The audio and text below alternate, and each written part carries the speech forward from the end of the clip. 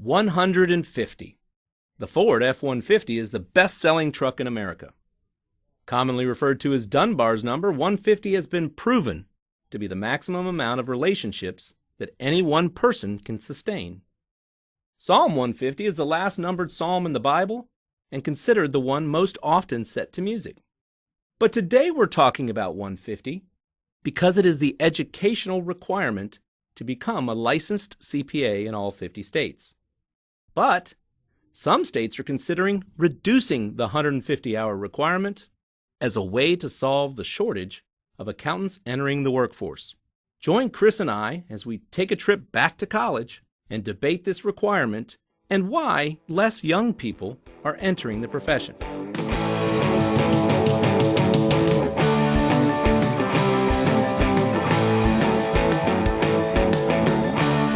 Welcome to GAAP Chats, the podcast dedicated to all things accounting, brought to you by GAAP Dynamics. I'm your host, Mike Walworth, and with me as always is my faithful partner, Chris Brundrett. We hope you'll join us on our journey today as we share our passion for accounting and help change the way you train. Chris, that was a very nice email we got last night, wasn't it? It certainly was. So this is our 9th episode, and Mike and I have really been enjoying doing these episodes, but we weren't really sure how it was being received out there, and so it was really nice to get an email with some feedback from one of our listeners. Yeah, I mean, well, first of all, it's nice to just anyone that we know is listening. Chris and I are kind of doing this in a vacuum, talking to each other. And this email was from a friend of GAAP Dynamics. We had worked with her at different occasions throughout the last 20 years, and she's gone on to do great things. But anyway, she wrote us and just said thank you for the podcast. She found it funny, she found it informative, and she basically said she was recommending it to all her accounting friends. And so, first of all, the email itself, very nice. It's always nice to know that something you're doing, especially when you don't have to do it, is appreciated. So thank you very much for that. And then also just to know that it's being well received. And so if you are liking this podcast, I'd encourage you to maybe invite others to come listen too. And as always, if you have any thoughts or ideas about topics you'd like to cover, I guess Chris and I are all ears, aren't we, Chris? Absolutely. Well, let's get on to the topic at hand for today, and that is the 150-hour rule, as you mentioned in the introduction. So before we get into the specifics of it and what's going on, let's take a step back here for a minute. So, we've got GAAP Dynamics, relatively small company, but amongst all of us, we've got quite a number of children, and some of them are starting to think about college and careers and majors and all that stuff. So, Mike, out of collectively, how many do you think are going into accounting? Well, I did a poll when I asked the parents who work for us. There's probably about 10 kids. There's more than 10 kids at GAAP Dynamics, but there's about 10 kids that are thinking about college, right? They're in the high school or they're thinking about college in some way. And I would say that only one, Chris. Only one. Only one. Yeah. All right. Well, that's interesting. Yeah, and actually, it's my son. So he's probably the oldest kid. Yeah, I think he's probably the oldest kid at GAAP Dynamics, and he's actually in college now. And when he kind of had to declare a major, you told him accounting or nothing. Well, I did not say that. I mean, he's heard the story of my dad, who, when I asked him what I should major in, he told me it's either accounting or nursing because that's where the jobs are. But he heard that story, but I asked him, he picked accounting, and I said, well, why'd you pick it, son? And he said, well, you seem to have a pretty good life, so, yeah. So I said, you're just copying my life then, that's fine. But either way, I'm adding one to the population. But Chris, I've been doing some reading, and evidently there's an issue with the number of CPAs entering the profession. There definitely is. And this has been going on for quite a number of years. So, I mean, this predates the pandemic and the war on talent and all that kind of stuff, but it certainly hasn't gotten any better. And I think, what sort of started it early on, particularly going into just, traditional accounting, financial accounting and tax accounting, there was definitely a shortage there because there was a lot of opportunity in accounting information systems and things like that, advisory type of work. And so that drew a lot of people away from the traditional accounting roles. That's kind of the early part of this issue that arose. But now there really is just a shortage overall in the profession, in the CPA profession, and it's getting to be a real issue for firms to recruit. So why do you think that is? Like, I just want to, so just to let you know, like Chris and I mean, obviously we knew we were talking about the 150-hour rule today in this topic, but we didn't really kind of vet this out. So this is like honest. So I'm asking you, Chris, why do you think there is, in your opinion, why do you think there's a shortage of accountants entering the profession? I mean, I think some of it is just, shifts in the interest of the generations. I mean, perception it might be one consideration, where you have a lot more, appeal of high tech jobs and things like that. And accounting is maybe seen as kind of old and traditional. While we know that's not so. I mean, there is a lot of use of technology in accounting and, will continue in the future. I think there might be some of that, really a marketing issue. Mm-hmm. But, certainly, one of the considerations is that, there is a bit of a barrier to entry because of this 150-hour rule and the fact that to be a CPA, you have to sit for what arguably is one of the hardest professional exams out there. I had the opportunity many years ago to work with a partner at a Big Four firm who worked for him. And he actually was one of the few people who had sat for the bar and the CPA exam. Whoa. And he actually said he thought the CPA exam was a little harder. So no offense to any lawyers that are out there, but this is a very challenging exam. So I think maybe the combination of this 150-hour rule, which we're getting into, and the fact that you have this professional exam out there might be a bit of a deterrent. I mean, that's just one thought. Well, let me ask you another follow-up question. Mm-hmm. Why did you become an accountant? Yeah, well, I will date myself a little bit to say that I did predate the 150-hour rule. But I'll tell you how I became an accountant. It's not the most exciting story in the world, but I started out in college majoring in something entirely different. Wasn't even in the College of Business. And as I got into my sophomore year and started taking some of the higher level classes, physics, analytical chemistry, things like that, I realized that maybe this wasn't quite the place for me. And so I actually just said, I'm going to see what the business school is all about. And when I first went into the business school, I thought, man, I want to manage things, right? That's what you think of when you think of business. I want to manage things. And so, I thought about doing management. So I sort of was thinking about that, but I had to take principles of accounting, and I took principles of accounting and I really liked it. I thought it was interesting, did pretty well at it. And I looked around, everybody had to take principles, whether you're a marketing major or what have you. And I looked around and there were a lot of people struggled with that class and really hated it. And I said, well, if I liked it and I'm pretty good at it, maybe I should be an accountant. And here we are, all these years later. But that's probably not a traditional story of how you wind up in it. But marketing issues, professional requirements. I mean, I think there's a lot of considerations about why this is happening. But the bottom line is, people are looking at it and saying, we've got to do something about this because there is a lack of talent in this profession. We have a shortage of people. And so, the 150-hour rule, and I think, we should probably take a step back and talk a little bit about that real quick. And then we can talk about maybe, some of the focus on that as of late with this war on talent. Yeah. Well, I mean, I want to circle back a little bit because I want to kind of tell you why I did. And it was very selfish and whatever. But honestly, I looked at, my dad was like accounting or nursing, fine. And so I went into accounting and I was like, do I want a career here? And I was looking at, honestly, I looked at, the Big Four.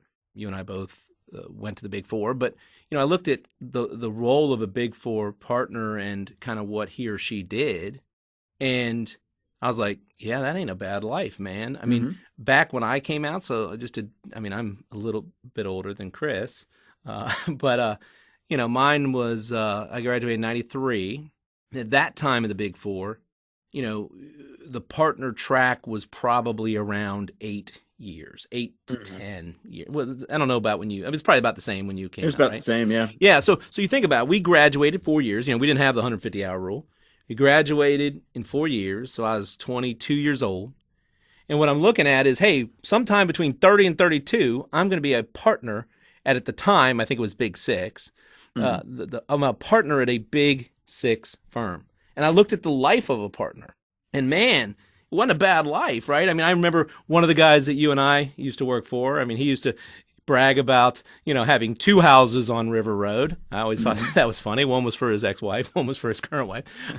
But it was a pretty good lifestyle. I mean, there were members of country clubs. I mean, you think about in my young 30s, I mean, I'm making decent money. And then by 40, I'm an equity partner and making really, really good money. Well, and you may have uncovered another issue with this, lack of people entering the profession. I mean, the partner track at the firms, in the Big Four included, it has gotten much, much longer. I mean, we're looking 12, 15? 12, 15, or maybe never, right? And so that's become an issue because really, and I know you're going to talk about this a little bit later, the starting salaries aren't, maybe all of that attractive. I mean, they're good, but there are other, opportunities out there with better starting salaries. And so, it used to be, but in a few years, you're going to be, really set. But now that time frame is getting longer, I think that carrot is further and further away. And there's other professions, quite honestly, that can get you to that carrot a lot sooner. Right. And when you're in your, early 20s, that, it's hard to see a carrot that's really far away. Right. Yeah. So, I mean, there's a lot of considerations about this. So because of this lack of people entering the profession, some states, and that's what we're going to talk about, have offered solutions. And one of the solutions, and we'll talk about Minnesota is who kind of is first out the gate, reducing the 150-hour rule. Some have actually, and I'd be interested, you talked about the CPA exam, Chris. Some have also floated making the CPA exam easier. Yeah, I've heard that too. I totally understand, whatever side you're on, whether you agree or disagree with making these changes. This is coming from the commissioners or, and the board members of these state societies, right, that are responsible for recruiting CPAs and keeping the profession alive in their various states. And so they're seeing this, issue with a lack of people entering the profession. They're hearing from their constituents that they aren't able to hire enough people, and they're trying to think of ways that they can fix the problem. And for these state, boards, this is the one thing that they do have within their control potentially, is to deal with the exam and, the number of hours that's required to sit for a license. I mean, they can't handle necessarily, they can do some marketing, obviously, but that's really something that's well within their control, where they could, have an actionable result, if you will. So I certainly understand why they're looking at it. I think it'll be interesting to see, what, the greater audience thinks about this. Yeah. And so let's take a step back and let's just kind of level set. So basically a while back, so now the 150-hour requirement, we're talking about 150 semester hours of education. Okay. And all 50 states have it now. Right. I think only like the U.S. Virgin Islands doesn't require it. But, and as Chris and I said, both of us came out of college. And I actually graduated from University of Florida, and Florida was the first state to have the 150-hour rule, and it was actually back in 1983. So Florida was the first out the gate. Virginia's requirement went into effect a little later, 2006. And so just to back up, this is from the AICPA's website. They say, and I quote, "To obtain the required body of knowledge and to develop the skills and abilities needed to be successful CPAs, students should complete 150 semester hours of education." So that's what we're talking about here, Chris, is this 150-hour education requirement, right, at college. Now, you can get a master's. If you got a master's, you sort of check, and there's other different ways. Now, in addition, just so we kind of round it out, to be a CPA in Virginia, you need the 150 hours, semester hours. I think you need to work now for a year. When we came out, it was 2 years because we only had to have 120 hours. And then you need to pass the CPA exam, and then you need to pass an ethics exam. And once you've done all that, then you become what's called a licensed CPA. But in Virginia and in most states, you can maybe sit for the CPA after 120 hours, right? But to be a license, you need that 150 hours. Now, I went as part of this, Chris, I kind of looked back and I said, okay, you and I and Bob, we predated the 150 hours. We're old fogies. We were grandfathered in, right? Yes. And so I went back and I asked, like all the people that are younger that graduated with the 150-hour requirement. And so I talked to Jenny, Vicky, and Rachel. And so all of them graduated from their respective universities when the 150-hour rule was in place. What's interesting is most of them only went to school for the 4 years, right? So I guess their parents, and I'm paying for 2 kids in college right now, so I can appreciate this. They basically said you got 4 years. And so I think Jenny went for 4 years, and then she took a summer, and she also came into college. You know, kids can come into college now with AP and dual enrollment or stuff. And I think Jenny came in. No, Jenny didn't come in with any. Rachel came in with 20. And so, but what I noticed from all Jenny, Rachel, and Vicky is that they all basically took a buttload of courses each semester. You know, just to kind of give you the math, 150 hours is 15 credits every semester for 5 years. Well, I don't know about you, Chris. What was the maximum number of courses you ever took at Virginia Tech? Well, in a given semester? 18, and that was rough, right? 15 was kind of the middle ground. I mean, 12 was a sweet spot, but 15 was kind of the middle ground. But I did do 18 a few times, and that was really tough. And if I recall, and somebody may, don't quote me on this, but I think Virginia Tech wouldn't let you take more than 18. Right? Yeah, well, so that was it. Well, it's interesting. Vicky actually said to get through, like she had to take some semesters where it was 18 plus, and that had to be with approval from the dean. Yeah. That's the way it was at Virginia Tech as well. All I know is when I went to school, the 12 hours, like if I took 12, that was like the minimum to be full time. Like those semesters were pretty easy to me. I did pretty well. But when I started to go up to 15 and even more, that was hard. And so I did take a summer school. I came in with like 6 credits and like I said, I went to summer school or whatever. But all of these, it does take some time. And we're talking here about real money. And it was interesting. I was talking to one of our colleagues about my son, because my son's going into accounting, and we're debating what he should do. I mean, do I want to load him up with all these extra, 15, 18 a year? He came in with 6, I think, from AP courses, maybe 9. He maybe come in with 9. But that still means that he has to, to get it done in 4 years, he really has to spend a lot of money. But just to let you know, I mean, in-state Virginia, all in, is about 25 to 35 a year, depending on the university, right? So his like 25 years. So if he goes an extra 5th year, that's real money. That's 25 grand to 35 grand. That's real money. And Chris, let me ask you a question. Do you know this? What percentage of kids in America come out with student debt? PCAOB inspections and the associated inspection reports can bring stress to audit engagement teams everywhere. If you want to improve your team's audit quality and reduce the number of potential deficiencies in your reports, GAAP Dynamics can help. Join us for our upcoming webinar, Improving Audit Quality, on Tuesday, April 25th, 2023 at 11 a.m. Eastern Time. It's free to register, and you'll hear directly from PCAOB inspectors about risk assessment, internal controls, supervision, and review. And the best part, you can receive up to 1.5 hours of CPE credit. Register now at gapdynamics.com. That's GAP with 2 A's, dynamics.com, or simply click the link in the description. Hope to see you there. I don't know the percentage, but I imagine it's quite high. Yeah, numbers vary. It's above 50 by any stretch. So over half of American kids are coming out with debt, and the average debt per borrower is $30,000. Now, those are 4-year degrees. So now we're talking about the 5th year.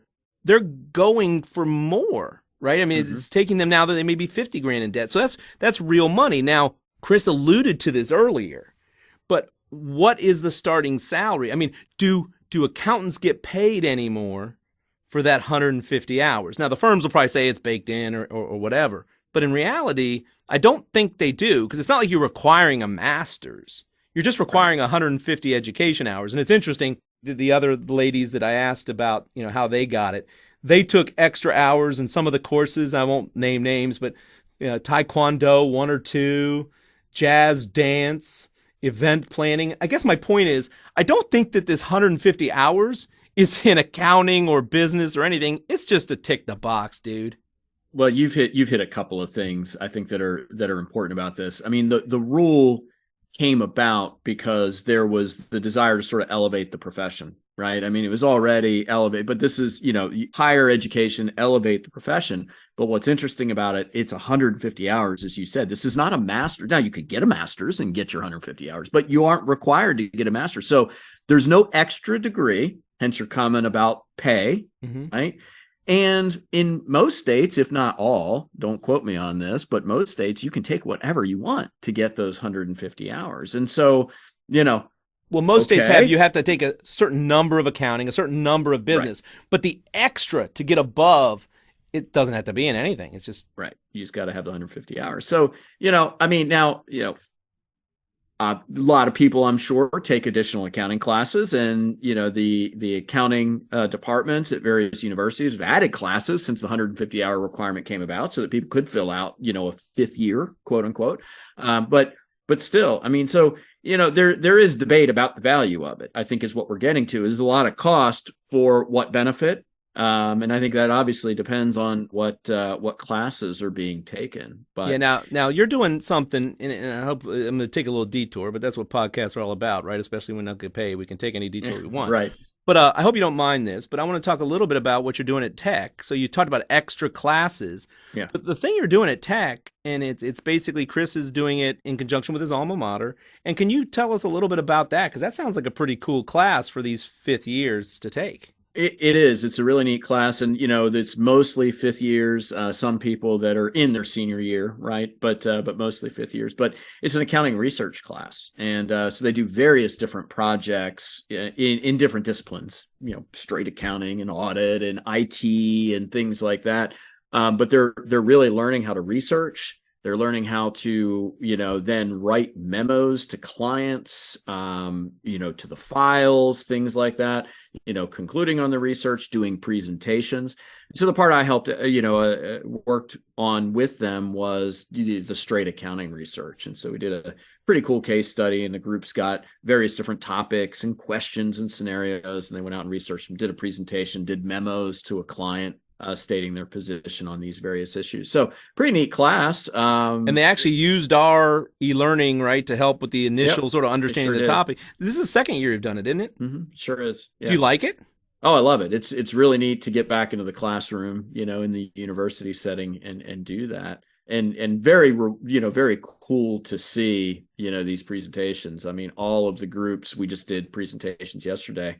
All the groups did a phenomenal job with their research, with their conclusions, with their presentations. So it was pretty neat. So, that's an example of a class that, didn't exist when I was there prior to the 150-hour rule. So you do get some, I think cool stuff that you could, well, if there's any, and I just want to make a plug, like if there's anyone listening from the University of Florida Accounting Department, or Penn State where Jenny went, or U of R where Bob and Vicky went, or West Virginia where Rachel went, I think you'd have willing alumni wanting to come back. Yeah. So anyway, good. Thanks for that. Yeah, sure, absolutely. So anyway, because this is real money we're talking about, firms have stepped it up a little bit, right? Mm-hmm. And so I know I read something a while back. Well, first of all, let's go back. Even back then when Vicky graduated, PwC was her alma mater.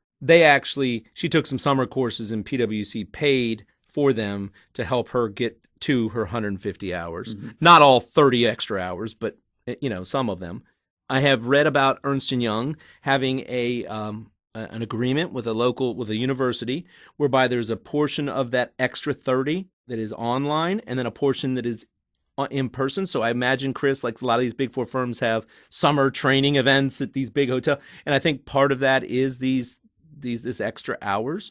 And so firms realize that it does cost real money, and are looking, to help out with defray the extra cost. And I think that's great, but The problem is it's not, I mean, we're talking about a few of the bigger firms here. It's not really widespread across the profession. I mean, an awful lot of people go to, smaller firms, or they're going into corporate or things like that. And so, that's why this has been sort of looked at as maybe one of the barriers to entry that's causing this issue with talent. And so, as I mentioned earlier, if you are, a state board of accountancy or a state society, I mean, you're looking at ways to maybe increase the interest in the profession. There's been a lot of focus on this 150-hour rule. As you mentioned, there's also been focus on lowering the standards on the CPA exam, but I don't think that's gotten a whole lot of traction. But certainly taking it back to 120 versus 150 has gained a lot of traction. And we've actually had one state, Minnesota, that's really put forth a proposal to lower the 150 down to 120. So basically, I just pulled up the thing. So and this is hot off. This is literally the last couple days. This is the reason why we're doing this topic today. But the headline: Minnesota proposes alternatives to the 150-hour rule. And so here's the proposal. The proposed legislation would create 3 routes to licensing, all of which would require passing the CPA exam. So they're still going to require the CPA exam. Here's the 3 tracks. 1, 150 credit hours and 1 year of work experience. That's the current model. A second proposal, 120 credits and 2 years of work experience. By the way, that's what Virginia had when Chris and I graduated. Yep. And then the third would be 120 credits and both 1 year of work experience and 120 CPE credits earned concurrently. So basically what you could say is instead of that other year of work, you're just jamming it with CPE. And again, the move comes amid growing concerns about the dwindling pipeline of young people entering the accounting profession and becoming CPAs, making it more difficult, like you say, Chris, this is real, making it more difficult for firms to fill engagements and develop their next generation of partners. So, Chris, I know you've done a bit of research, I think. What is the AICPA/NASBA response to Minnesota? What do they think about it? There is a big problem with this proposal from Minnesota. And, whether you agree with 120 hours versus 150 or not, there is an issue. And so, the Journal of Accountancy last month interviewed the president and CEO of NASBA. And you can find the journal article online. It was in February of 2023 to talk about this issue, because this has been floated around at a lot of boards, not just Minnesota. They talked specifically about Minnesota. But the issue is this. Because all the states have the same 150-hour rule right now, you can float from state to state, right?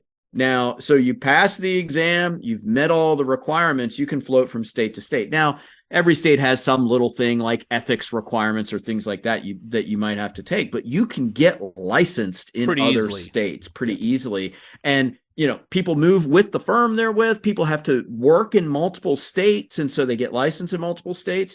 The big warning that, the NASBA CEO put out was, if a state deviates and lowers down to 120, they're basically, any CPA that goes down that route, they're pigeonholed and they can't work outside of that state because they don't have they haven't met the requirements in the other states. So this either has to go across the board, in my mind, or not at all, because that's a real problem. I mean, that would be like getting your driver's license in the state of Minnesota and you can't drive anywhere else in the United States. That's an issue, right? I mean, you would want to, in what Chris is talking about, floating from state to state. I think the technical term is reciprocity. Yes, I like floating, but floating's better. But anyway, so I've got this is one of these letters, and basically what they're saying is, if Minnesota enacts legislation that does not comply with these requirements, the 150 hours and at least 1 year of experience, Minnesota will lose its equivalency status. And then should this occur, there's a bunch of impacts. Now, so that's interesting. So that's the first one that's floated. First of all, in my opinion, lowering the standards of CPA exam, I think that's a bad idea, right? I mean, that's just going to lower the respect of the profession, I guess, for lack of a better term. And while it is if I might be frank, while it is already reeling with some, known audit failures, go back to Enron and WorldCom and so the audit profession is kind of in this in this crossroads, right? So, I think lowering the standards for the CPA, I don't think that's a good idea because it'll just make it cheapen it, right? So again, I think that's why people are focused on this hour rule. So how would you? So let's go.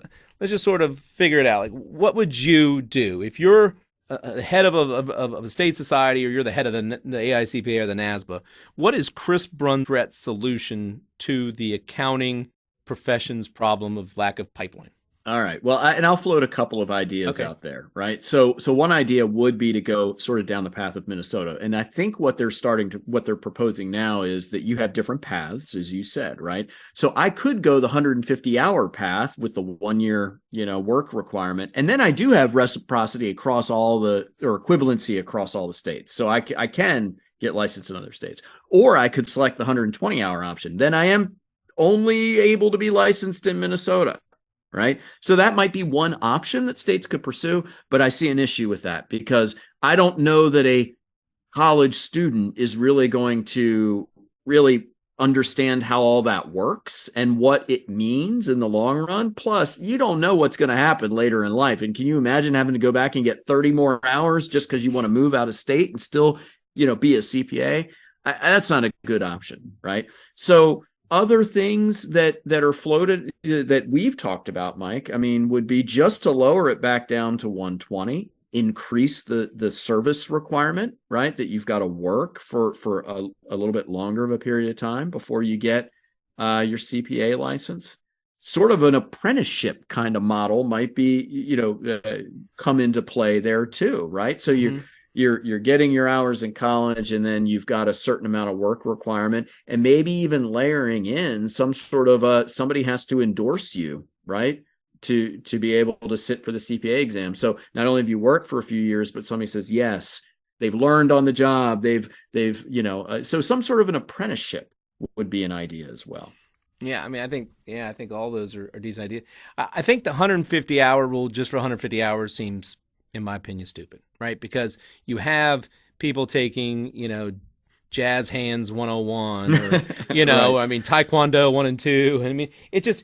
Now, if you're going to require real life stuff, and I'm talking about data analytics or, looking at big data or, you go in the route of like how to uncover fraud. So I think, honestly, the profession needs to work with the universities because we constantly hear, and Chris will tell me, believe me, Chris does not let me say anything if I'm lying. We have constantly heard that the kids coming out of college do not have the skills and experience. Well, not the experience, obviously they don't have that, but they don't have the skills and the course load and in the topics that are necessary for the 21st century auditor at accounting firms. Is that true? Yeah, I've definitely heard that. There's been a lot of concern over that. So, I think maybe what we're coming, for our conclusion, for what it's worth, we're saying, look, either get rid of the 150-hour rule, right? Or keep the 150-hour rule, but make it count. And if you're going to make it count, so if we're on that, if we're going to make it count, you need, I'm sorry, guys, and I'm talking to the firms here, you need to pay these people more. And I'm going to end with this anecdote. Every once in a while, Chris and I talk. We have friends in firms and Big Four. And about a year and a half ago, it might have changed a little bit, but now there was going to be a recession, so I don't know that they're going to jack up the salaries that much. But a starting Big Four salary, and again, it depends, New York, D.C. versus Virginia, whatever. But generally, in our area, Virginia, was probably, let's say, around 60 grand. Maybe a little less than 60 grand, maybe a little more. Starting salary out of school. And remember, you're requiring these guys to have 150 hours. Intern with us during the same time period. Went to the same school my son goes to. Graduated, computer science degree. Starting salary, Chris, DC. What would a computer science degree, JMU, make in Northern Virginia? 80. Close. I think it was 82. Because it's Northern Virginia, but still 82. Yep. Another buddy of mine, daughter, graduated with health science. And this is, I'm comparing apples and apples. This is all the same time of year. Health science, starting salary, 65. So more than the accountants. And like I said, if you take Mike Walworth, the young buck Mike Walworth at 22 years old, part of it was my starting salary at a Big Four was a decent start. Like, it was good. It was like one of the better ones of my friends. And I had this carrot that was dangling there for me for 10 years. If I just sucked it up and worked the 70-hour weeks and did this, I too would have 2 houses on River Road and probably a divorce. But at least it was there. The problem is, I don't know that they're paying these kids enough to get the 150 hours. So you combine extra school requirement, lower, if you take inflation into account, lower starting salary, right? Yeah. Longer road to the carrot, right? It becomes unappealing. And you still got a busy season. Something has to be done to deal with this. And so again, my closing is I absolutely appreciate that the state boards are looking at possible ways to deal with this issue. I think that's great, but I think this is going to have to be collective across the board, or else you end up with all kinds of issues with different requirements at different states and not being able to freely move around and be licensed, anywhere you want. Yeah. So Chris, in closing, what would you recommend I tell my son? Well, of course, stick with accounting. It's the greatest profession there is, right? Yeah. Take the 150 hours. Even if Virginia has some other path, do the 150 hours but take real make courses. The classes count. That's what I'm telling them. I'm saying, listen, son, go into data analytics. Maybe go into other business courses, right? That's fine too, like marketing or management. I mean, all of those things will be good, but just don't take underwater basket weaving, right? Let's don't waste mom and dad's money like that. And again, apologies for any underwater basket weaving majors out there. Chris, why don't you take us out? All right. Well, thank you, Mike. That's all for this episode of GAAP Chats, your source for all things accounting. Notes and resources from today's episode are linked in the description. And as always, you can find us online at gapdynamics.com and at GapDynamics across social media.